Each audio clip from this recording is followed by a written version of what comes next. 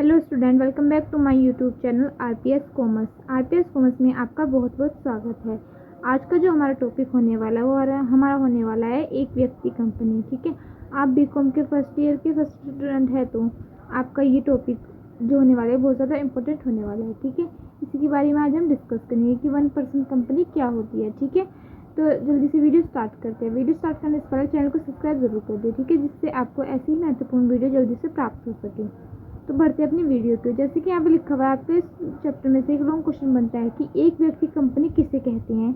एक व्यक्ति कंपनी की प्राप्त विशेषताओं का वर्णन कीजिए। ठीक है, तो जैसे कि यहाँ पे लिखा हुआ है, एक व्यक्ति कंपनी का अर्थ है परिभाषा। सबसे पहले हम इसका अर्थ और परिभाषा जानेंगे कि क्या इसका अर्थ होता है। ठीक है, जैसे कि नाम से स्पष्ट है कि एक व्यक्ति वाली कंपनी में एक व्यक्ति सदस्य होता है। ठीक है, नाम से स्पष्ट हो गया कि 1% कंपनी, यानी कि इसमें कंपनी में 1% हो। ठीक है, ऐसी कंपनी के पार्षद सीमा नियम द्वारा कंपनी का समावेलन कराते समय किसी व्यक्ति को उसकी लिखित, ठीक है, सहमति के साथ मनोनीति करना अनिवार्य है। ठीक है, उसे लिखित मनोनीति होनी चाहिए। ठीक है, जो उस सदस्य की मृत्यु या अयोग्यता होने पर एक व्यक्ति वाली कंपनी का सदस्य होगा। ठीक है, इसे संक्षेप में ओपीसी कहते हैं। ठीक है, इनकी 1% कंपनी। ठीक है, ओपीसी।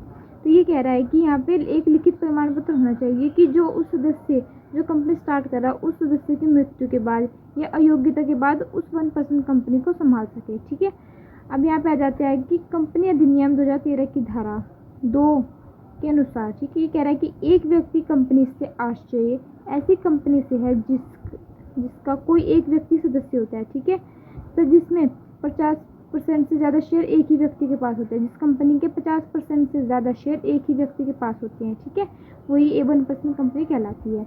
अब यहाँ पे आ जाता है कि एक व्यक्ति कंपनी के निर्माण संबंधी प्रावधान, यानी कि निर्माण करते समय से कौन कौन से जो बातें होती है उसे ध्यान में रखनी होती है। ठीक है, तो वही को हम पढ़ेंगे। जैसे यहाँ पे लिखा हुआ है, एक व्यक्ति कंपनी के निर्माण सम्मेलन संबंधी प्रमुख प्रावधान निम्नलिखित है। ठीक है, इनके कौन कौन से प्रावधान है उन्हें हम पढ़ेंगे।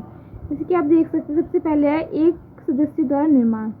किसी भी एक व्यक्ति कंपनी का निर्माण समामेलन केवल एक सदस्य द्वारा ही किया जा सकता है। ठीक है, उसमें एक से ज़्यादा सदस्य नहीं हो सकते। अगर सदस्य होते हैं तो वो कंपनी नहीं कहलाएगी। ठीक है, फिर यहाँ पर जाता है कि भारतीय नागरिकता तथा भारत के निवासी संजीव व्यक्ति एकाकी व्यक्ति द्वारा सम्मेलन।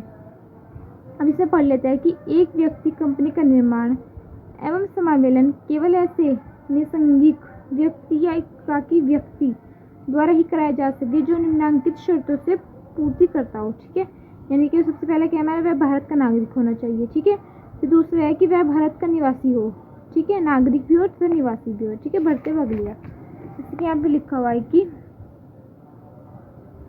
यहाँ भारत के निवासी से तात्पर्य ऐसे व्यक्ति से है जो तत्काल पिछले वित्तीय वर्षों में कम से कम, ठीक है, 182 दिन भारत में रह सका हो या रुका हो। ठीक है, वो इस कंपनी को स्टार्ट कर सकता है। तो यहाँ पर जाता है कि अधिकतम कंपनियों की संख्या, कोई भी व्यक्ति, ठीक है, एक समय में केवल एक ही व्यक्ति कंपनी का सम्मेलन करा सकता है तथा उसका सदस्य बन सकता है। यदि कोई व्यक्ति जो एक व्यक्ति कंपनी का सदस्य है और वह किसी अन्य कंपनी का नामांकित होने के कारण उस अन्य कंपनी का सदस्य बन जाता है तो दूसरी कंपनी के सदस्य बने जाने के 180 दिन के भीतर उसे एक कंपनी की सदस्यता का त्याग करना होगा।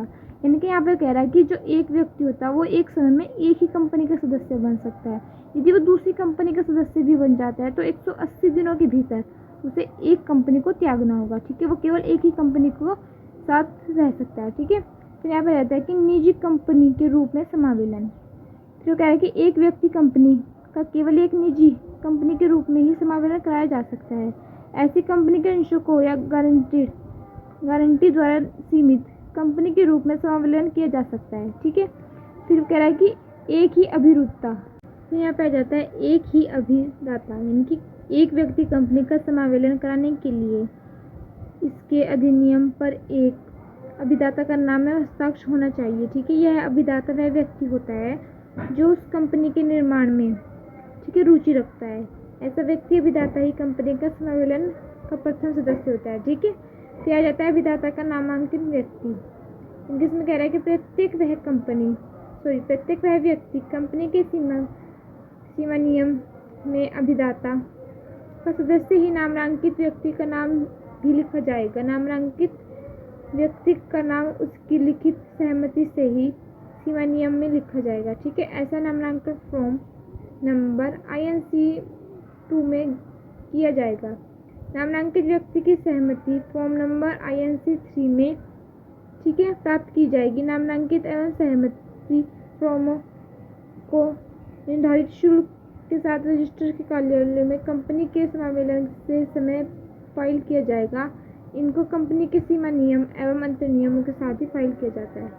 ठीक है, फिर हो जाता है कि केवल एक ही कंपनी में नामांकित, ऐसा नहीं है कि कई कंपनी में हो, केवल एक ही कंपनी में। ठीक है, किसी भी व्यक्ति की कंपनी के सदस्य का नामांकित व्यक्ति कभी भी एक से अधिक व्यक्ति कंपनी में नामांकित नहीं हो सकता। दूसरे शब्दों में, किसी एक व्यक्ति कंपनी के सदस्यों का नामांकित व्यक्ति किसी भी अन्य एक व्यक्ति कंपनी में सदस्य के नामांकित नहीं किया जा सकता, केवल एक ही कंपनी में करेगा। ठीक है, कहा जाता है कि वयस्क सदस्य तथा नामांकित, वो कह रहा है कि कोई भी अवयस्क व्यक्ति किसी भी एक व्यक्ति कंपनी का सदस्य, अभिदाता तथा नामांकित नहीं बन सकता। सदस्य तथा नामांकित व्यक्ति का वयस्क होना चाहिए। ठीक है, अब यहाँ पे आ जाता है हमारा सबसे नीचे देखो पंजीकरण, इनके पंजीकरण कराना। तो कह रहा है कि किसी भी एक व्यक्ति कंपनी का निर्माण इस अधिनियम के अधीन पंजीकरण की अपेक्षाओं को पूरा किया जा सकता है। ठीक है, तो कह रहा है कि वो यहाँ पे नाम के साथ कुछ शब्दों को जोड़ना। ठीक है, फिर नाम के साथ, ठीक है, नाम के साथ कुछ शब्दों को जोड़ना, जैसे कि एक व्यक्ति कंपनी OPC को अपने नाम के साथ, प्राइवेट लिमिटेड शब्दों के साथ एक व्यक्ति कंपनी, इनके 1% कंपनी शब्द लिखना भी अनिवार्य होता है। ठीक है, फिर नीचे जाता है इसके संचालक। एक व्यक्ति कंपनी में न्यूनतम एवं संचालक एवं अधिकतम 15 संचालक तक नियुक्त किए जा सकते हैं। 15 से अधिक संचालकों की नियुक्ति हेतु कंपनी की सभा में विशेष प्रस्ताव पारित किए जा सकते आवश्यक है। यानी कि एक जो कंपनी होती है उसमें 15 संचालक हो सकते हैं। यदि कंपनी को उससे अधिक संचालन की आवश्यकता है तो उसे कंपनी की सभा में एक विशेष प्रस्ताव पारित करना होगा। ठीक है, आई होप आपको वीडियो समझ में आई होगी। वीडियो अच्छी लगी हो तो वीडियो को लाइक और चैनल को सब्सक्राइब जरूर कर दें।